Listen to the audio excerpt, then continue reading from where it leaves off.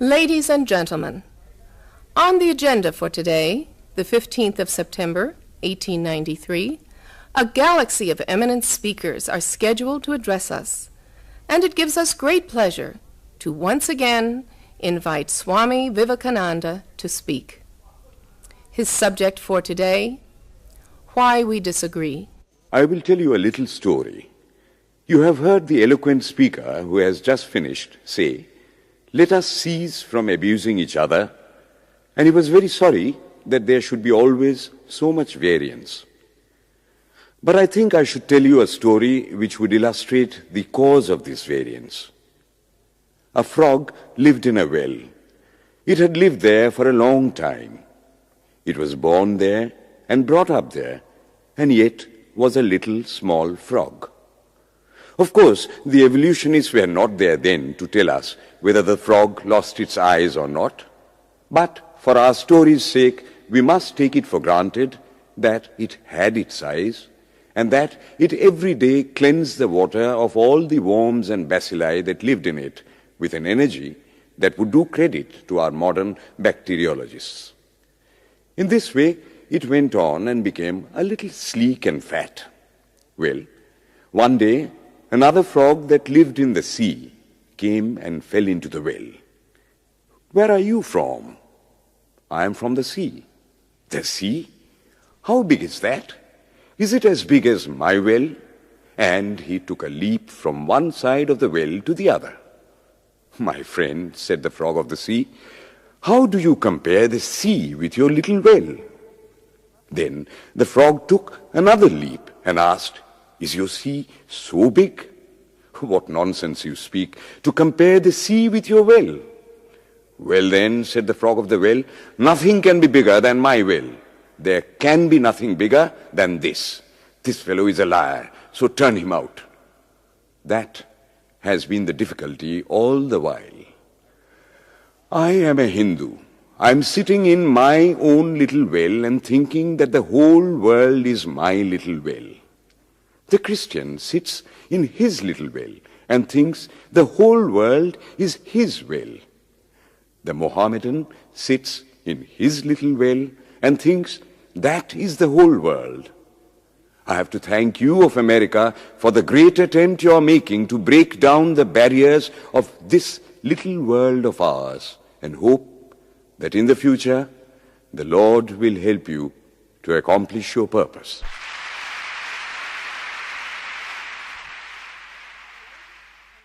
Delegates and friends, today, the 19th of September, 1893, is the 9th day of the World's Parliament of Religions.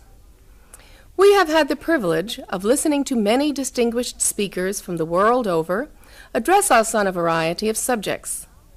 The time is at hand to now listen to the great monk from India, Swami Vivekananda, read his paper on Hinduism. Ladies and gentlemen, Swami Vivekananda. From the high spiritual flights of the Vedanta philosophy, of which the latest discoveries of science seem like echoes, to the low ideas of idolatry with its multifarious mythology, the agnosticism of the Buddhists and the atheism of the Jains, each and all have a place in the Hindu's religion. Where then, the question arises, where is the common center to which all these widely diverging radii converge? Where is the common basis upon which all these seemingly hopeless contradictions rest? And this is the question I shall attempt to answer. The Hindus have received their religion through revelation, the Vedas. They hold that the Vedas are without beginning and without end. It may sound ludicrous to this audience how a book can be without beginning or end. But by the Vedas, no books are meant. They mean the accumulated treasury of spiritual laws discovered by different persons in different times. Just as a law of gravitation existed before its discovery and would exist if all humanity forgot it, so is it with the laws that govern the spiritual world. The moral, ethical and spiritual relations between soul and between individual spirits and the Father of all spirits were there before their discovery and would remain even if we forgot them. The discoverers of these laws are called rishis, and we honor them as perfected beings. I'm glad to tell this audience that some of the very greatest of them were women. Here it may be said that these laws, as laws, may be without end, but they must have had a beginning. The Vedas teach us that creation is without beginning or end. Science is said to have proved that the sum total of cosmic energy is always the same. Then, if there was a time when nothing existed, where was all this manifested energy? Some say it was in a potential form in God. In that case, God is sometimes potential and sometimes kinetic, which would make him mutable. Everything mutable is a compound, and everything compound must undergo that change which is called destruction. So, God would die, which is absurd. Therefore, there never was a time when there was no creation. If I may be allowed to use a simile, creation and creator are two lines without beginning and without end, running parallel to each other. God is the ever-active providence by whose power systems after systems are being evolved out of chaos, made to run for a time and again destroyed. This is what the Brahmin boy repeats every day. The sun and the moon the Lord created like the suns and moons of previous cycles. And this agrees with modern science. Here I stand, and if I shut my eyes and try to conceive my existence, I, what is the idea before me? The idea of a body. Am I then nothing but a combination of material substances? The Vedas declare, no. I am a spirit living in a body. I am not the body. The body will die, but I shall not die. Here am I in this body. It will fall, but I shall go on living. I had also a past. The soul was not created, for creation means a combination, which means a certain future dissolution. If then the soul was created, it must die. Some are born happy, enjoy perfect health with beautiful body, mental vigor, and all wants supplied. Others are born miserable. Some are without hands or feet.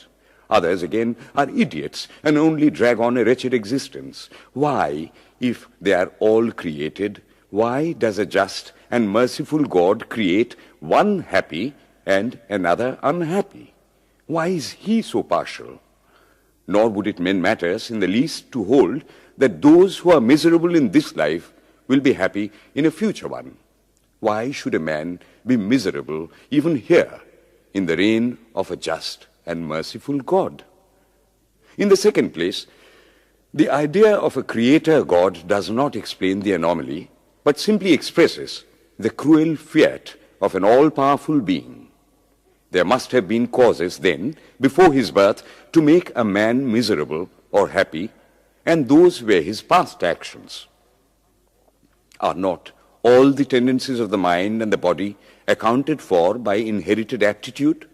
Here are two parallel lines of existence, one of the mind, the other of matter. If matter and its transformations answer for all that we have, there is no necessity for supposing the existence of a soul. But it cannot be proved that thought has been evolved out of matter. And if a philosophical monism is inevitable, spiritual monism is certainly logical and no less desirable than a materialistic monism. But neither of these is necessary here. We cannot deny that bodies acquire certain tendencies from heredity, but those tendencies only mean the physical configuration through which a peculiar mind alone can act in a peculiar way. There are other tendencies peculiar to a soul caused by his past actions. And a soul with a certain tendency would, by the laws of affinity, take birth in a body which is the fittest instrument for the display of that tendency. This is in accord with science, for science wants to explain everything by habit, and habit is got through repetitions. So, repetitions are necessary to explain the natural habits of a newborn soul, and since they were not obtained in this present life, they must have come down from past lives. There is another suggestion. Taking all these for granted, how is it that I do not remember anything of my past life? This can be easily explained. I am now speaking in English. It is not my mother tongue. In fact, no words of my mother tongue are now present in my consciousness. But let me try to bring them up. And they rush in. That shows that consciousness is only the surface of the mental ocean, and within its depths are stored up all our experiences. Try and struggle. They would come up, and you would be conscious even of your past life.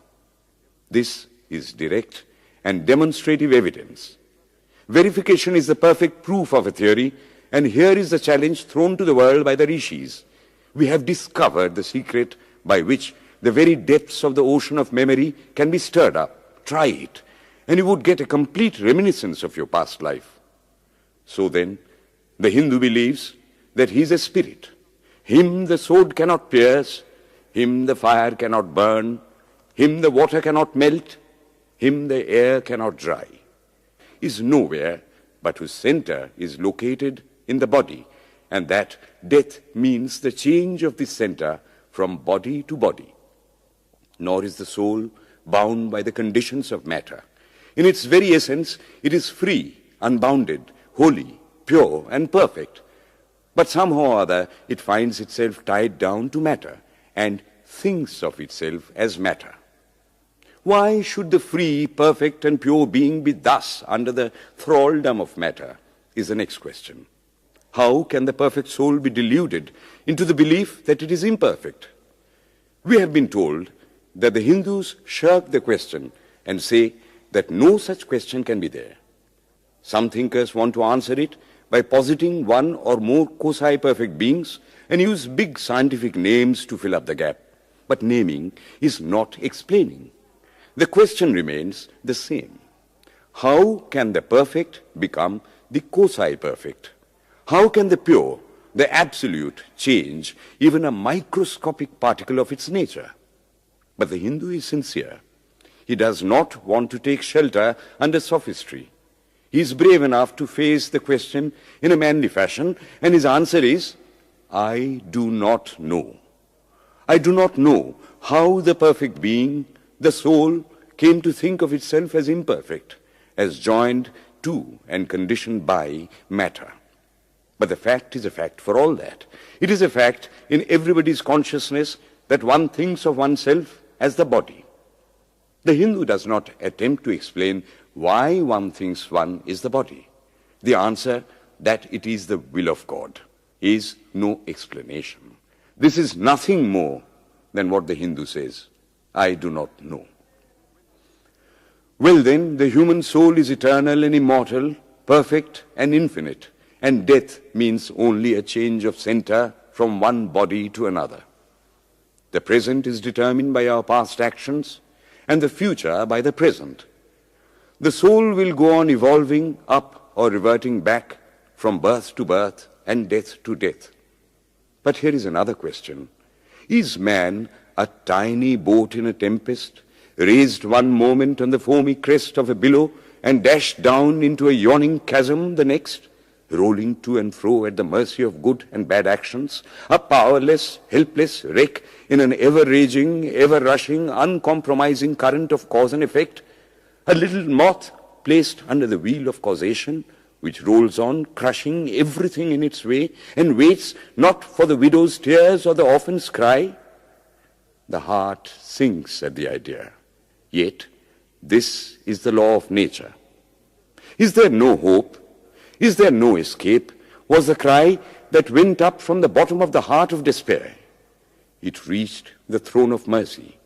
and words of hope and consolation came down and inspired a Vedic sage, and he stood up before the world and in trumpet voice proclaimed the glad tidings. Hear ye, children of immortal bliss, even ye that reside in higher spheres.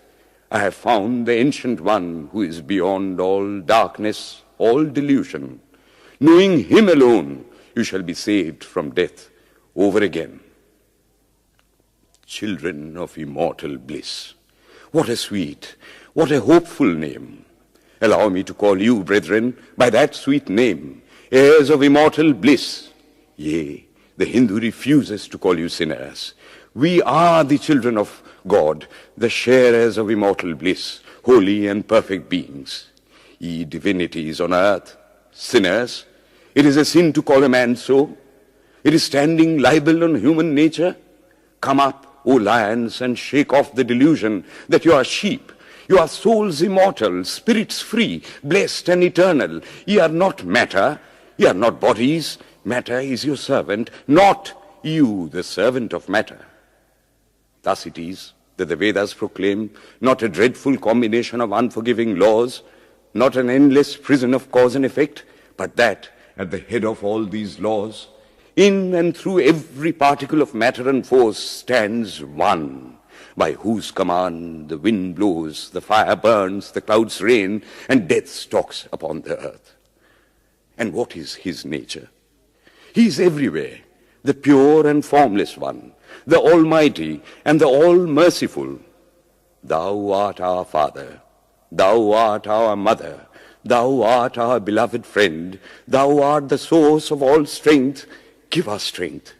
Thou art he that beareth the burdens of the universe. Help me bear the little burden of this life. Thus sang the rishis of the Vedas. And how to worship him? Through love. He is to be worshipped as the one beloved, dearer than everything in this and the next life. This is the doctrine of love declared in the Vedas, and let us see how it is fully developed and taught by Krishna, whom the Hindus believe to have been God incarnate on earth. He taught that a man ought to live in this world like a lotus leaf, which grows in water but is never moistened by water. So a man ought to live in the world, his heart to God and his hands to work. It is good to love God for hope of reward in this or the next world, but it is better to love God for love's sake. And the prayer goes, Lord, I do not want wealth, nor children, nor learning. If it be thy will, I shall go from birth to birth. But grant me this, that I may love thee without the hope of reward. Love unselfishly for love's sake. One of the disciples of Krishna, the then Emperor of India, was driven from his kingdom by his enemies and had to take shelter with his queen in a forest in the Himalayas. And there, one day, the queen asked him how it was that he, the most virtuous of men, should suffer so much misery. Yudhishthira answered, Behold, my queen, the Himalayas. How grand and beautiful they are. I love them. They do not give me anything, but my nature is to love the grand, the beautiful. Therefore, I love them. Similarly, I love the Lord. He is the source of all beauty, of all sublimity. He is the only object to be loved. My nature is to love him, and therefore I love. I do not pray for anything. I do not ask for anything. Let him place me wherever he likes. I must love him for love's sake. I cannot trade in love. The Vedas teach that the soul is divine, only held in the bondage of matter. Perfection will be reached when this bond will burst, and the word they use for it is, therefore, mukti, freedom. Freedom from the bonds of imperfection, freedom from death and misery. And this bondage can only fall off through the mercy of God, and this mercy comes on the pure. So, purity is the condition of his mercy. How does that mercy act? He reveals himself to the pure heart. The pure and the stainless see God. Yea, even in this life. Then and then only, all the crookedness of the heart is made straight, then all doubt ceases. He is no more the freak of a terrible law of causation. This is the very center, the very vital conception of Hinduism. The Hindu does not want to live upon words and theories. If there are existences beyond the ordinary sensuous existence, he wants to come face to face with them. If there is a soul in him which is not matter, if there is an all-merciful universal soul, he will go to him direct. He must see him, and that alone can destroy all doubts. So, the best proof a Hindu sage gives about the soul, about God, is, I have seen the soul, I have seen God. And that is the only condition of perfection. The Hindu religion does not consist in struggles and attempts to believe a certain doctrine or dogma, but in realizing, not in believing, but in being and becoming. Thus, the whole object of their system is by constant struggle to become perfect, to become divine, to reach God and see God. And this reaching God, seeing God, becoming perfect, even as the Father in heaven is perfect, constitutes the religion of the Hindus. And what becomes of a man when he attains perfection? He lives a life of bliss infinite. He enjoys infinite and perfect bliss, having obtained the only thing in which man ought to have pleasure, namely God, and enjoys the bliss with God. So far, all the Hindus are agreed. This is the common religion of all the sects of India. But then, perfection is absolute, and the absolute cannot be two or three. It cannot have any qualities. It cannot be an individual. And so, when a soul becomes perfect and absolute, it must become one with Brahma, and it would only realize the Lord as the perfection, the reality of its own nature and existence, the existence absolute, knowledge absolute, and bliss absolute. We have often and often read this called the losing of individuality and becoming a stock or a stone. He jests at scars that never felt a wound. I tell you, it is nothing of the kind. If it is happiness to enjoy the consciousness of this small body, it must be greater happiness to enjoy the consciousness of two bodies, the measure of happiness increasing with the consciousness of an increasing number of bodies, the aim, the ultimate of happiness being reached when it would become a universal consciousness. Therefore, to gain this infinite universal individuality, this miserable little prison individuality must go. Then alone can death cease when I am one with life. Then alone can misery cease when I am one with happiness itself. Then alone can all error cease when I am one with knowledge itself. And this is the necessary scientific conclusion. Science has proved to me that physical individuality is a delusion, that really my body is one little continuously changing body in an unbroken ocean of matter, and Advaita, or unity, is the necessary conclusion with my other counterpart, soul. Science is nothing but the finding of unity. As soon as science would reach perfect unity, it would stop from further progress, because it would reach the goal. Thus, chemistry could not progress farther when it would discover one element out of which all others could be made. Physics would stop when it would be able to fulfill its services in discovering one energy of which all the others are but manifestations. And the science of religion become perfect when it would discover Him who is the one life in a universe of death, Him who is the constant basis of an ever-changing world, one who is the only soul of which all souls are but delusive manifestations. Thus is it, through multiplicity and duality, that the ultimate unity is reached. Religion can go no farther. This is the goal of all science. All science is bound to come to this conclusion in the long run. Manifestation and not creation is the word of science today. And the Hindu is only glad that what he has been cherishing in his bosom for ages is going to be taught in more forcible language and with further light from the latest conclusions of science. Descend we now from the aspirations of philosophy to the religion of the ignorant. At the very outset, I may tell you that there is no polytheism in India. In every temple, if one stands by and listens, one will find the worshippers applying all the attributes of God, including omnipresence, to the images. It is not polytheism, nor would the name henotheism explain the situation. The rose, called by any other name, would smell as sweet. Names are not explanations. The tree is known by its fruits. When I have seen amongst them that are called idolaters, men, the like of whom, in morality and spirituality and love, I have never seen anywhere, I stop and ask myself, can sin beget holiness? Superstition is a great enemy of man, but bigotry is worse. Why does a Christian go to church? Why is the cross holy? Why is the face turned toward the sky in prayer? Why are there so many images in the Catholic Church? Why are there so many images in the minds of Protestants when they pray? My brethren, we can no more think about anything without a mental image than we can live without breathing. By the law of association, the material image calls up the mental idea and vice versa. This is why the Hindu uses an external symbol when he worships. He will tell you it helps to keep his mind fixed on the being to whom he prays. He knows, as well as you do, that the image is not God, is not omnipresent.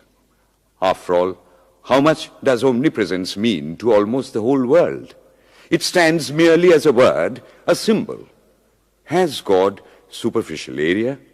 If not, when we repeat that word omnipresent, we think of the extended sky or of space. That is all.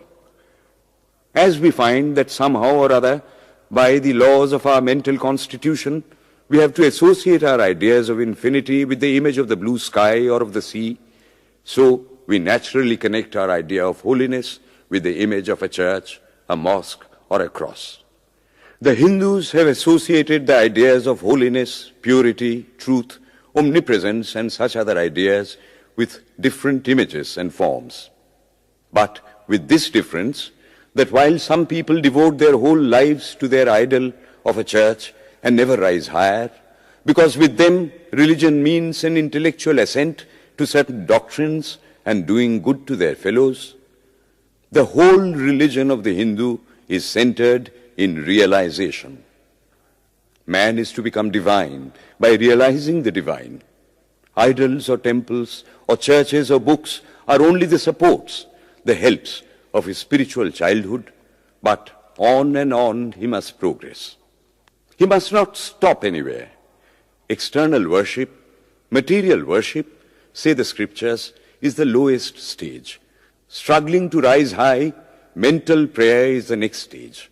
But the highest stage is when the Lord has been realized. Mark, the same earnest man who is kneeling before the idol tells you, him the sun cannot express, nor the moon, nor the stars, the lightning cannot express him, nor what we speak of as fire. Through him they shine. But he does not abuse anyone's idol or call its worship sin.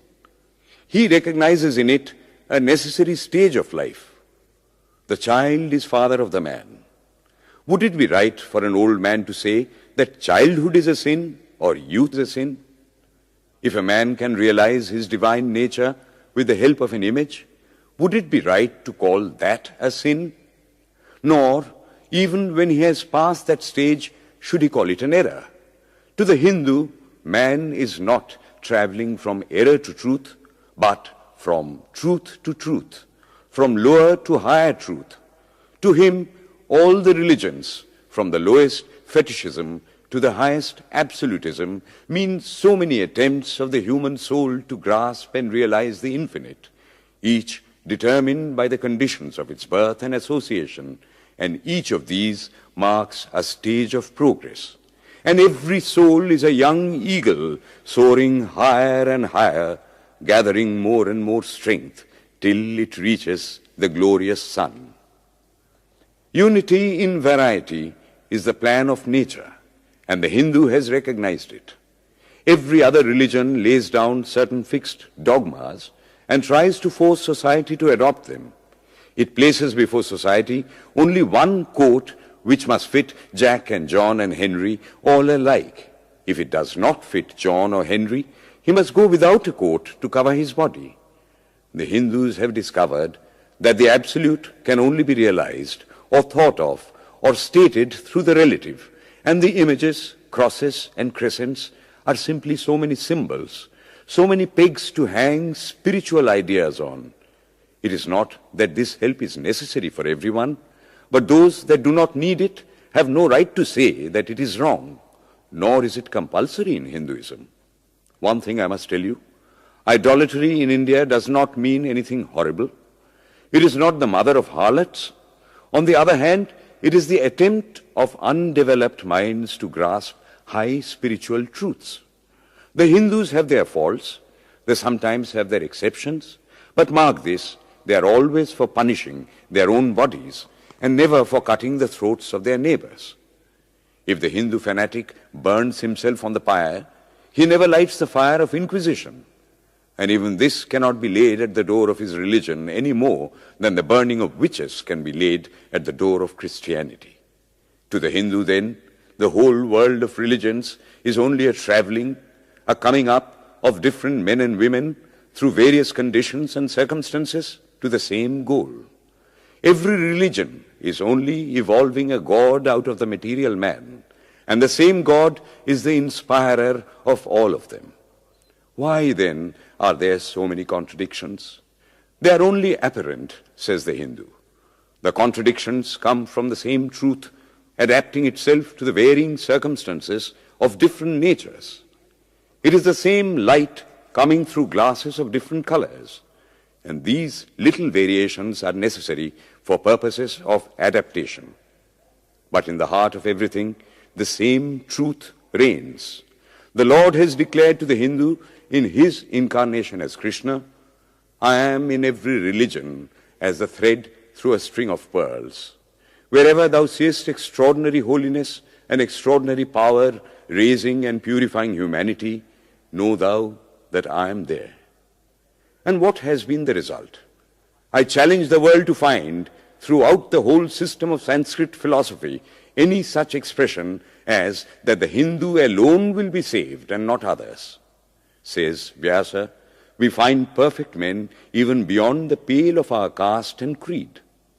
One thing more, how then can the Hindu, whose whole fabric of thought centers in God, believe in Buddhism, which is agnostic, or in Jainism, which is atheistic? The Buddhists or the Jains do not depend upon God, but the whole force of their religion is directed to the great central truth in every religion, to evolve a God out of man. They have not seen the Father, but they have seen the Son, and he that hath seen the Son hath seen the Father also. This, brethren, is a short sketch of the religious ideas of the Hindus. The Hindu may have failed to carry out all his plans, but if there is ever to be a universal religion, it must be one which will have no location in place or time, which will be infinite like the God it will preach, and whose sun will shine upon the followers of Krishna and of Christ, on saints and sinners alike, which will not be Brahminic or Buddhistic, Christian or Mohammedan, but the sum total of all these, and still have infinite space for development, which in its Catholicity will embrace in infinite arms and find a place for every human being from the lowest groveling savage, not far removed from the brute, to the highest man towering by the virtues of his head and heart almost above humanity, making society stand in awe of him and doubt his human nature. It will be a religion which will have no place for persecution or intolerance in its polity, which will recognize divinity in every man and woman, and whose whole scope, whose whole force will be centered in aiding humanity to realize its own true divine nature. May he, who is the Brahma of the Hindus, the Ahura Mazda of the Zoroastrians, the Buddha of the Buddhists, the Jehovah of the Jews, the Father in heaven of the Christians, give strength to you to carry out your noble idea. The star arose in the east. It traveled steadily towards the west, sometimes dimmed and sometimes effulgent, till it made a circuit of the world. And now it is again rising on the very horizon of the east, the borders of the sun-pole, 1,000-fold more effulgent than it ever was before.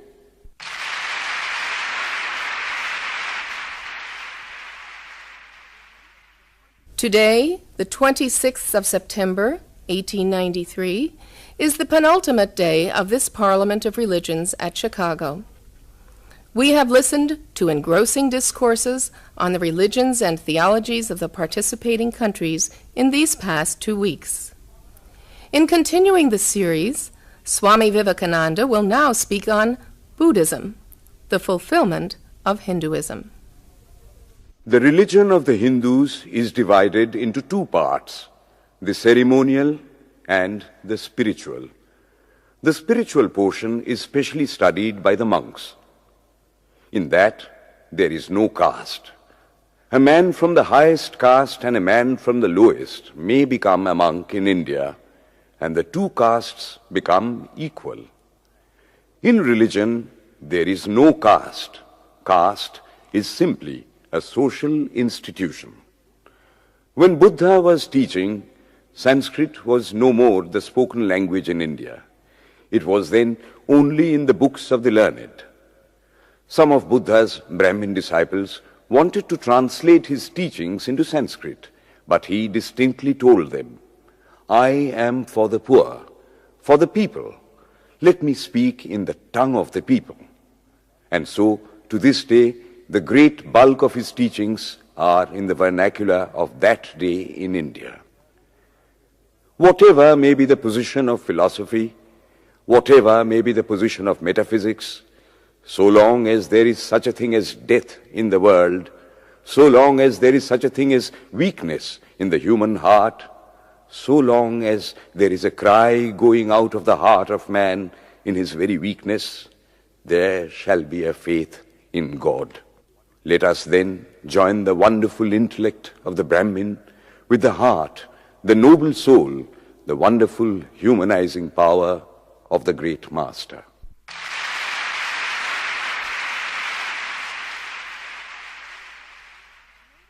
Ladies and gentlemen, in a short while from now, the World's Parliament of Religions at Chicago will come to a close. And this day, the 27th of September, 1893, will go down in history as a landmark for more reasons than one. It is in the fitness of things that we now call upon Swami Vivekananda from India to address this final session.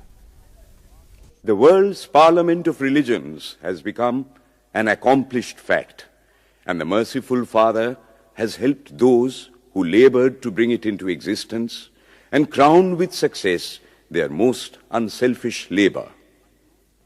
My thanks to those noble souls whose large hearts and love of truth first dreamt this wonderful dream and then realized it. My thanks to the shower of liberal sentiments that has overflowed this platform. My thanks to this enlightened audience for their uniform kindness to me and for their appreciation of every thought that tends to smooth the friction of religions. A few jarring notes were heard from time to time in this harmony. My special thanks to them, for they have, by their striking contrast, made the general harmony the sweeter. Much has been said of the common ground of religious unity. I am not going just now to venture my own theory. But if anyone here hopes that this unity will come by the triumph of any one of the religions and the destruction of the others, To him I say, brother, yours is an impossible hope. Do I wish that the Christian would become Hindu? God forbid. Do I wish that the Hindu or Buddhist would become Christian? God forbid. The seed is put in the ground, and earth and air and water are placed around it. Does the seed become the earth or the air or the water? No. It becomes a plant. It develops after the law of its own growth, assimilates the air, the earth, and the water, converts them into plant substance, and grows into a plant. Similar is the case with religion. The Christian is not to become a Hindu or a Buddhist, nor a Hindu or a Buddhist to become a Christian, but each must assimilate the spirit of the others and yet preserve his individuality and grow according to his own law of growth. If the Parliament of Religions has shown anything to the world, it is this: